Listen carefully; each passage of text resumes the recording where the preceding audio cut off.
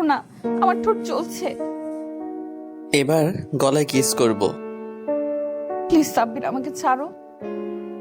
খাটের পাশের দেওয়ালের সাথে আরিয়ার হাত চেপে ধরল সাব্বির। বেবি, আজকে তোমায় না অনেক কিউট আর হট লাগছে। বুঝি না তুমি দিন দিন এত সুন্দর হচ্ছ কিভাবে। হাতটা ছাড়ো, আজকে আমাদের বাসর রাত। বাট তুমি ডিপ জলের মতো এমন ভাব করতেছো যেন আমায় রেপ করতেছো। কি? আমি ডিপজল? ছি ছি ছি। আর কাউকে পেলে না তুলনা দেওয়ার জন্যে? কই ডিপজল কুখ্যাত ভিলেন, আর আমি কত হ্যান্ডসাম একটা ছেলে।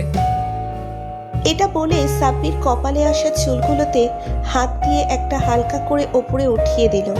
সাব্বিরের এমন ভাব দেখে আরিয়া জোরে শব্দ করে হেসে উঠল, যেন হাসি চেপে রাখা কষ্ট হয়ে পড়েছে এমন। তোমাকে দেখতে এবার আসলেই একটা লুচ্চা লুচ্চা ভাব আসতেছে। আমাকে যখন এত কিছু বলে তুলনা উপমা দিয়ে অপমান করলে, তাহলে আমি আজকে আসলেই ভিলেন হব।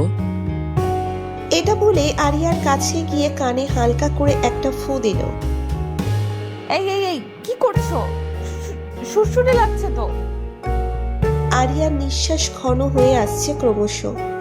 চোখে মুখে একটা অন্যরকম ভাব, যেন পালিয়ে যেতে চায়, আবার যেতেও চায় না। সাব্বির আরিয়ার পেটে হাত দিয়ে একটা হালকা করে চিমটি দিল। আরিয়া কিছুটা সরে যেতে চাইলে সাব্বির আরিয়ার ঘাড়ে কামড় বসিয়ে দিল। আরিয়া লজ্জায় নিজেকে ছাড়িয়ে নিয়ে ছুটে পালাতে গেলেই শাড়ির আঁচল ধরে টান দিল। সাব্বির আরিয়া খাটে গিয়ে পড়ল। বদমাস ছেলে, কোনো সভ্যতা নেই। এইভাবে কেউ দেয়ালের সাথে হাত চেপে ধরে? দেখো হাতটা লাল হয়ে গেছে। আই এম সরি বেবি, আমি না আসলে বুঝতে পারিনি। বেশি রোমান্টিক হতে গিয়ে একটু কন্ট্রোল হারিয়ে ফেলেছিলাম। দেখি তোমার হাতটা লাগেনি তো বেশি? থাক, আর এখন ভালোবাসা দেখাতে হবে না। যাও, কথা নেই তোমার সাথে। এটা বললে তো হবে না আরিয়া, আজকে আমাদের বাসর। একটু ভালো যদি না বাসি তোমায়, তাহলে এটা বাসর রাত হবে কিভাবে? তখনই কারোর হাসির শব্দে সাব্বির থেমে গেল। সাব্বির আরিয়ার দিকে তাকিয়ে মুখে আঙ্গুল দেখিয়ে শব্দ করতে বারণ করলো আরিয়াকে। এবার ভালো করে কান খাড়া করে শোনার চেষ্টা করলো কিসের শব্দ ছিল। এবার শব্দটা ভালোভাবে পাওয়া যাচ্ছে। শব্দটা রুমের ভেতর থেকেই আসছে, যেন কেউ অনেকজন একসাথে হাসি চেপে রাখার চেষ্টা করছে। আরিয়া সাব্বিরের দিকে তাকাচ্ছে, আর সাব্বির আরিয়ার দিকে একটা ভুতুড়ে অনুভূতি কাজ করছে।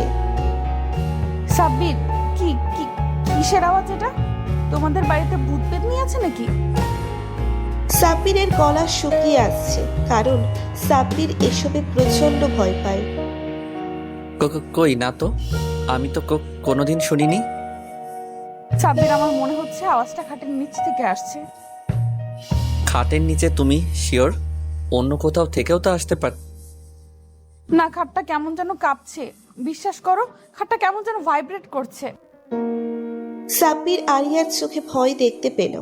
এর মানে আরিয়া মিথ্যা বলছে না। সাব্বির খাটের নিচে দেখার জন্য মোবাইলের ফ্ল্যাশ লাইটটা অন করলো।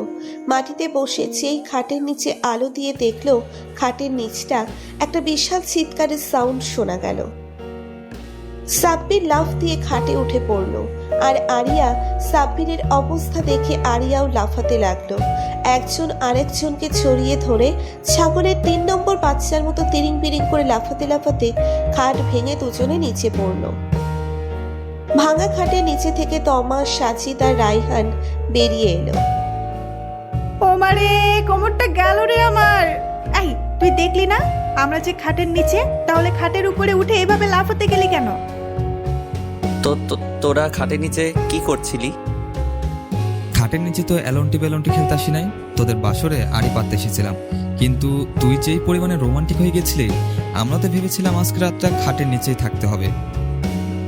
ভাইয়া, তুই কাজটা ঠিক করিস নাই। আমার কোমরটা ভেঙে গিয়েছে মনে হয়। তমা আর সাজিদ হচ্ছে সাব্বিরের খালাতো আর মামাতো ভাই বোন। এইদিকে সাব্বির ওদের সাথে বকবক করছে। অন্যদিকে আরিয়া লাফাতে লাফাতে হুঁশ হারিয়ে ফেলেছে। এখনো সাব্বিরকে পেছন থেকে ধরে আছে। এই চিৎকার আর লাফালাফির শব্দ শুনে বাড়ির সবাই জেগে গেছে। এই রে, খালা এসে পড়েছে, আজকে আমরা শেষ। ফুপু আজকে আমাকে আর তোকে আস্ত গিলে খাবে। তোর ফুপু তো পরে খাবে, আগে আমি তোর মাথাটা কামড়ে খাবো, গাধা কোথাকার। সাব্বির গিয়ে রুমের দরজা খুলে দিল। সাজিদ আর তমাকে দেখে সাব্বিরের আম্মুর চক্ষু চরক গাছ। এই, তোরা দুটো এখানে কি করতেছিস? কখন এসেছিস এখানে?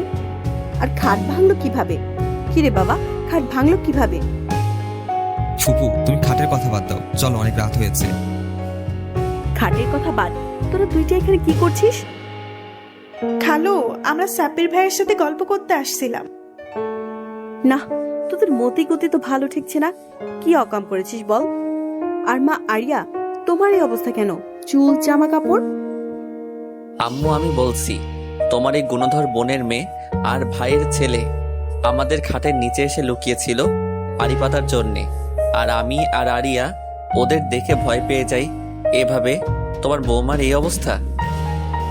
সাব্বির কথাগুলো শেষ করতে সাব্বিরের আম্মু মিসেস রেহেনা বেগম তমা আর সাজিদের দিকে আগুন চোখে তাকালো, যেন চোখ দিয়েই ভস্ম করে দেয়। তাহলে তোমরা গুণধর সন্তানেরা এসে এই পুণ্যের কাজ করছিলে। আজকে তোদের দুইটার একদিন আর আমার একদিন। ফুপু আব্বুকে বলো না প্লিজ, আমি তো এই তোমার কথা এসেছিলাম। এই, একদম আমাকে দোষ দিবি না, তোর কথাই এসেছি আমি।